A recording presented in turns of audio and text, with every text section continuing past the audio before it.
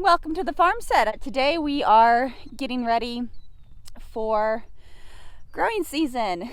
It is March. It's mid-March right now. Our first plants go into the ground April 5th. So we need to get our silage tarps off. You can see them in the background behind me here. And we need to get our polywoven weed fabric down. So we have, this year we're growing on 3 plots. They are each 40 foot wide by 100 foot long. They were all silage tarped last year. We got a windstorm a few days ago and it blew this first one off. So that's all right, because this I needed to till anyway. We got a bunch of composted horse manure from a neighboring farm. I did not get a chance to till it last fall before winter hit. So I just tarped it and let it sit. So that one needs to be tilled. The other 2 plots behind me here, they were tilled last year, and I incorporated composted wood chips. So we're gonna see how those did. It's a little early to take the silage tarps off. You guys can see here when this one blew off, these grasses were just sprouting up, and you can see that they're not green because the silage tarps were doing, this is Patches, the farm dog. The silage tarp was doing its job and letting those grasses sprout and then not get any sunlight. So I'm gonna get these other 2 tarps off.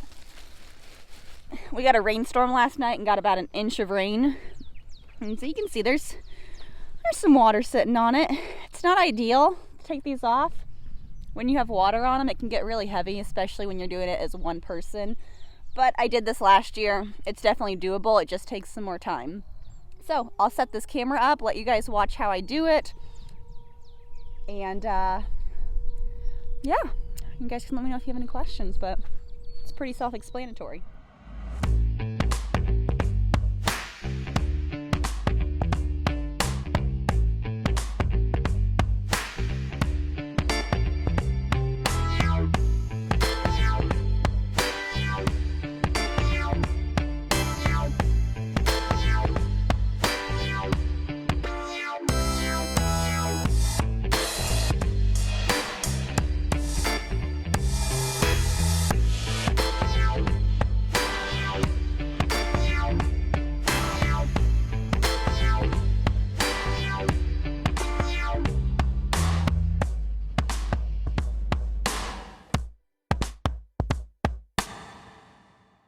Okay, that tarp is off.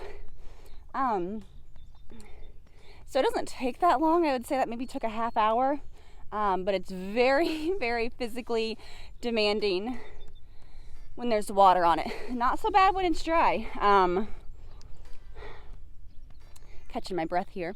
But yeah, when there's water on it, initially it's really easy, and then the more you pull, the more that water pools. And it gets kind of a suction cup effect between the bottom layer of silage and the top, and it just gets really hard. But it's off, and that's all that really matters. So our plot's looking great.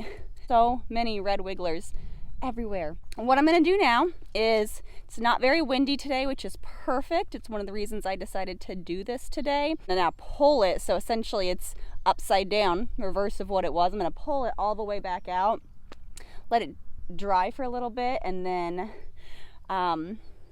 figure out how to get it rolled up and stored. I'm not 100% sure how I'm gonna do that just yet. I've got PVC right there.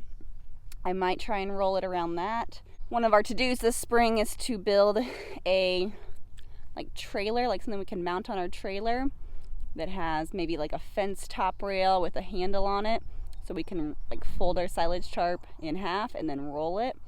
Right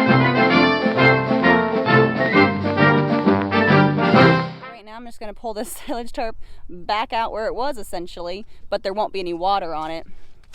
Patches is all humptastic today. When he gets bored and he wants my attention, he just humps my leg. But yeah, so I'm going to get pulled out and then fold it up and just moved off the plot so I can start putting weed fabric down. So that's one tarp down. Got one more tarp to do. It doesn't have nearly as much water on it.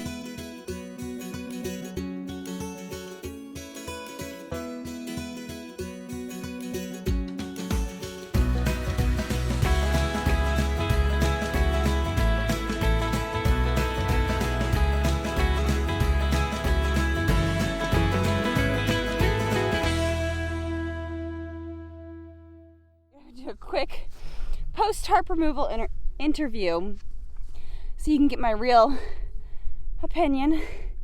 Would I do silage tarps? This is our second year doing them. Would I continue to do silage tarps? Right now, I want to say absolutely not. It is really, really hard to work with these tarps. They're so heavy and they're so big. We've got like a 5 to 7 mile an hour wind right now, and the wind hits that thing just right and it sails, and it's so hard to keep down. There's really no way to clean it, so as you're taking it off, you just got worms on you and dirt, and it's just not you can see how filthy I am here. It's just not an easy process. Now I have seen farms that have multiple workers doing this, and it does appear to be so much easier with more than one person. With that being said, I kind of feel like, okay, I'm going to preface this with saying that I do not have children, nor have I've never birthed a child. But I feel like these tarps are kind of like children, where if you were to ask a mom immediately after she gave birth, would you do it again? She'd probably say no, but then you give it like a year, and that, you kind of forget how hard and painful it is, and then you start to see all the benefits of it, and you're like, yeah, I'd do that again.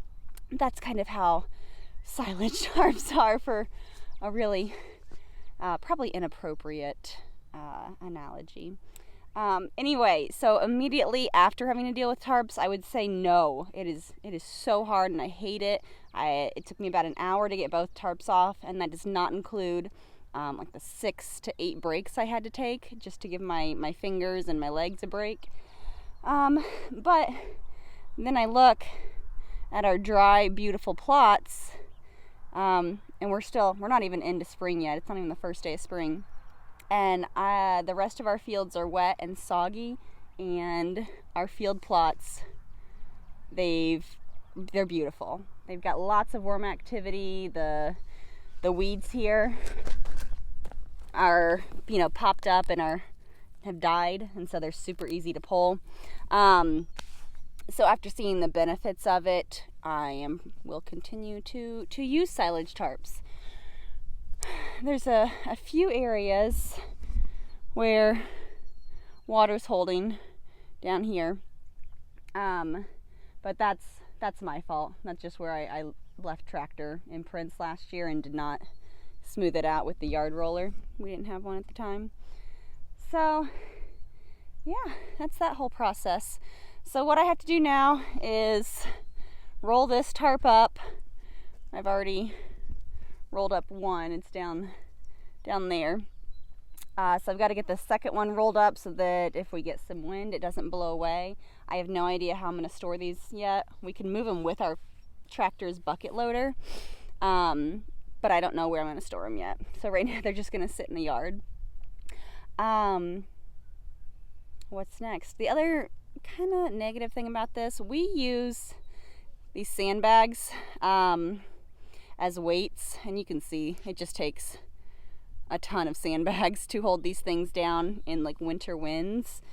So that's another thing that kind of sucks about this, is now I have to go through with our tractor or ATV and pick all these sandbags up and store them.